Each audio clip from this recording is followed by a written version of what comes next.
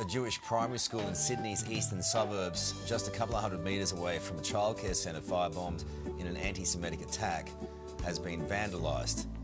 This after it was revealed that an abandoned caravan laden with explosives and notes targeting the Jewish community was found in Sydney's northwest.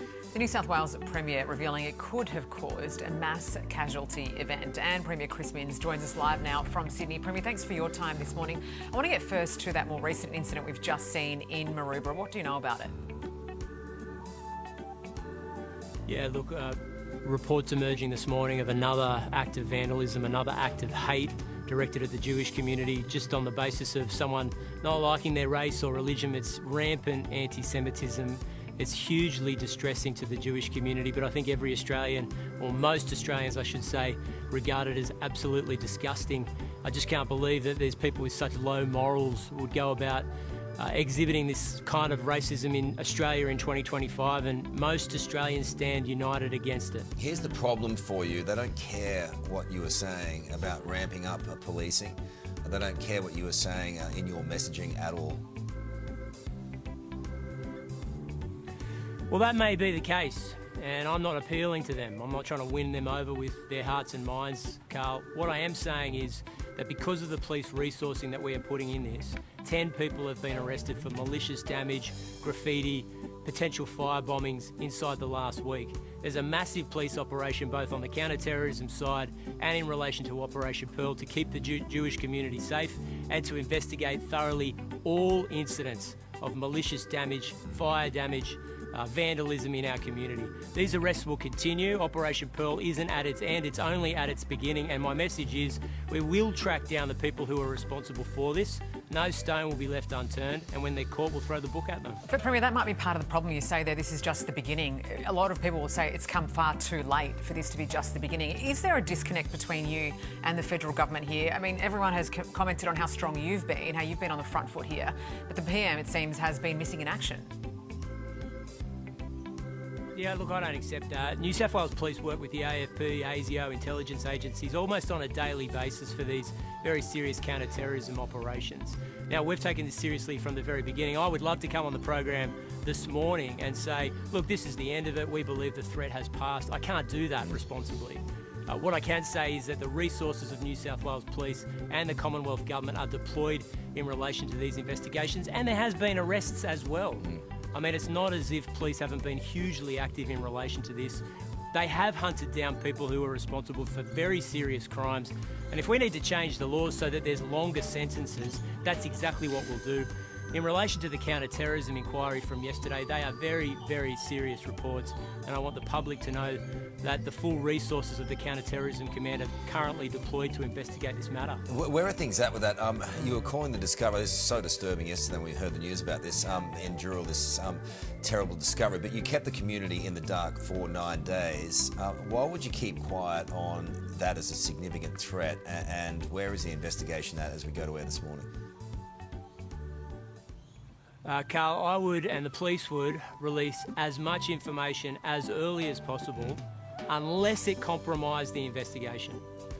And I think the public would appreciate the Counter-Terrorism Command for New South Wales Police has kept this state safe for 25 years since September 11.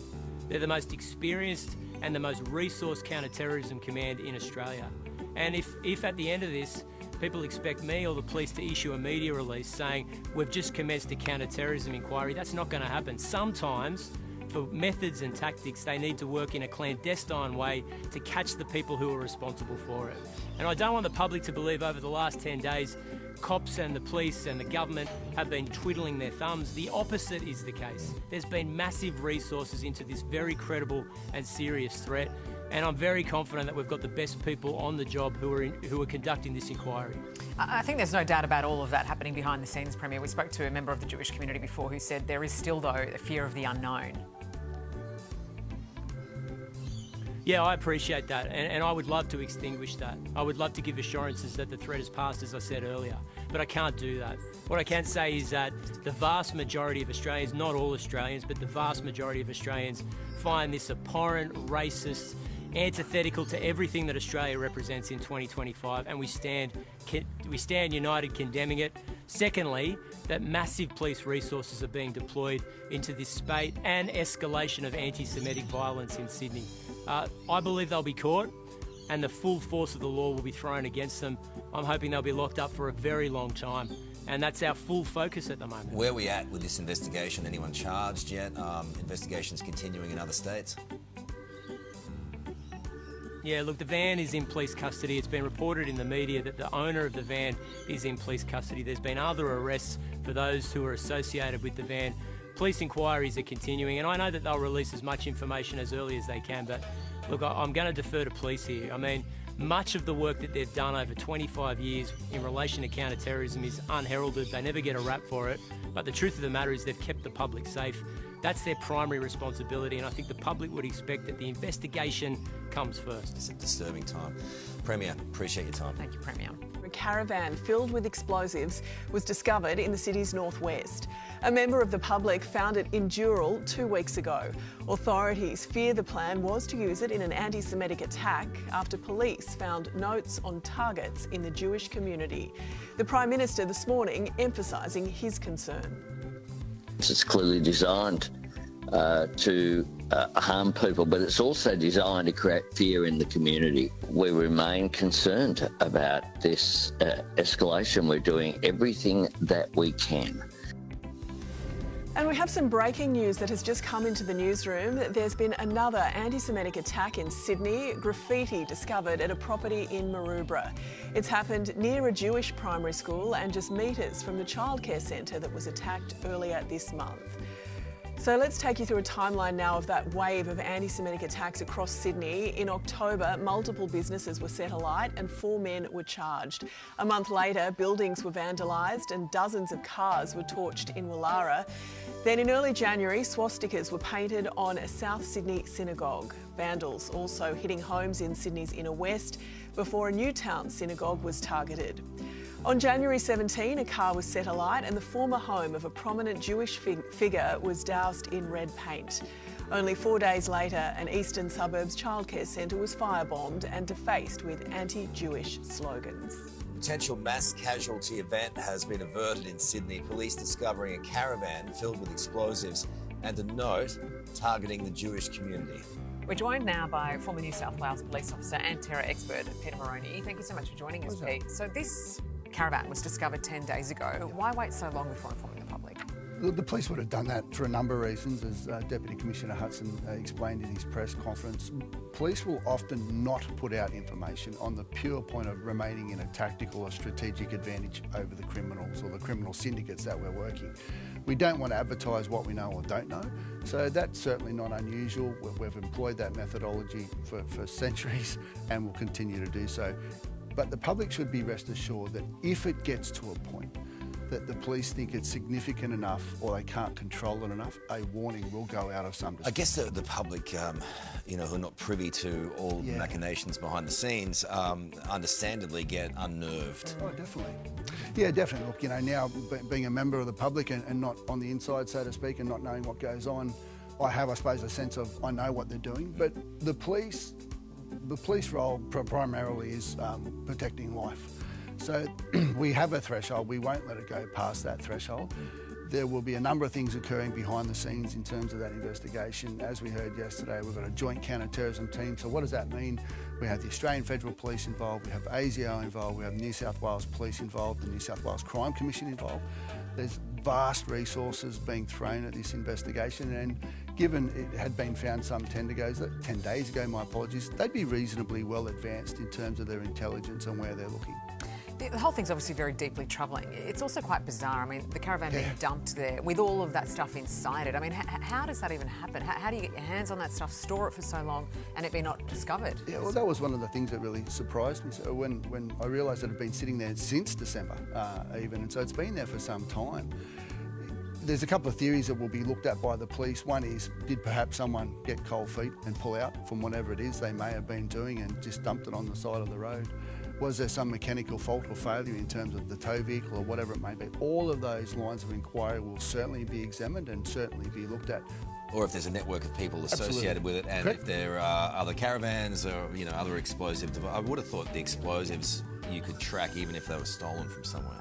Yeah, I understand they were stolen, reported stolen from a mine site some time ago. Yeah, generally the explosives and the coordination of explosives in Australia is reasonably good. So they should have it, they'll definitely be able to determine what mine site it come from and track it back. The problem might be, for example, if it was stolen, say, 12 months ago, we've got a 12-month black hole where we simply just don't know where those explosives have been. Or potentially going towards what state they were being transferred into before they become an actual explosive itself. This has become quite a wide-ranging investigation with officers from various states too. It will have so many tentacles. It'll go in multiple different directions. I think we heard yesterday Deputy Commissioner Hudson referenced 100 police. There'd be probably triple that in terms of analysts and analytical ability going in, not only from intelligence organisations but the New South Wales Crime Commission as well. I guess for everyone else, it's a reminder of what can happen. Yeah. I mean, no one thinks a caravan's ever going to be used in a way like that, and then it happens. I don't know why we're ever shocked by terrorism or alleged terrorism threats. We shouldn't be, and we should always be vigilant. It's another great reminder, right? You're spot on, Cole, and look, we out of mind, out of sight sometimes, where you have been fortunate to a degree in this country. But we can't ever stop being vigilant. We can't ever stop being on the ready. And that doesn't mean we become a paranoid nation or anything like that. I think one of the telling points now is we're seeing that potentially this was an anti-Semitic attack or approach, but equally we've got to look at it from the other side. We just don't know who's the perpetrators behind it. Is enough being done to wage the war against anti-Semitism? Geez, that's a hard question to measure. You can sit here and go, well, so far, no significant attacks, but one attack is just one attack too many. Look, we can certainly always do more, but you can't police your way out of this. This is not a policing-based issue. Yes, police have a responsibility to it. The larger community, the Palestinian community, the Jewish community, the Australian community, we all sit under the Australian banner. So equally, we've got the same obligation, in my humble view, that we've all got responsibilities and we've got to all work towards that. Interesting. Now, on that disturbing discovery of a caravan filled with explosives in Sydney's northwest, we're joined by co-CEO of the Executive Council of Australian Jewry, Peter Wertheim. Now from Sydney. Peter, thanks so much for your time. This is truly terrifying. The Premier of New South Wales says this is terrorism. Thanks to those notes, it's clear that the Jewish community was the target here. How is your community responding to yet another attack like this? Well, the Jewish community possibly was the intended target, but if those explosives had ignited in the middle of a suburb in northwestern Sydney, in Dural, the people who were in danger of being killed or injured could have been anyone in the vicinity. And that's the nature of all criminal behaviour. No matter who the intended target may be, anyone who happens to be in the wrong place at the wrong time can be a victim. And that can that means that we are all in danger. It undermines the security of every Australian, regardless of who the ostensible intended target may be. Yeah, it's a good point you make there, Peter. And I guess, you know, we know that investigations are happening behind the scenes here, but is there some level of frustration that the police and Premier Minns kept this quiet for 10 days? Do you think you, the Jewish community, the public broadly, should have been told about it earlier? Well, look, there's no fear greater than the fear of the unknown. And the whole idea of the people who perpetrate these acts is to create fear, and more than fear, panic and hysteria. So when people are kept in the dark, they jump to all sorts of conclusions, they speculate, and that just encourages the very panic that the perpetrators are trying to create.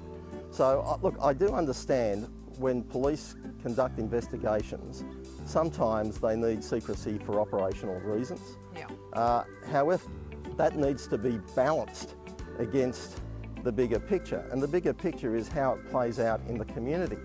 And are you simply assisting the perpetrators with their ultimate purpose of undermining our social cohesion and creating insecurity in the community by spreading panic? Or is there a better way of doing it? Police say that apparently peripheral players have been arrested, which suggests the main players could still be out there. Does that just amplify the fear? Yes, it does, because until we understand more about who is behind these incidents, and particularly yesterday's reported incident, we just don't know what their motives are. We don't know exactly where they're coming from, and it becomes harder when you don't know the causes, you don't know the source. It just becomes harder to address the problem.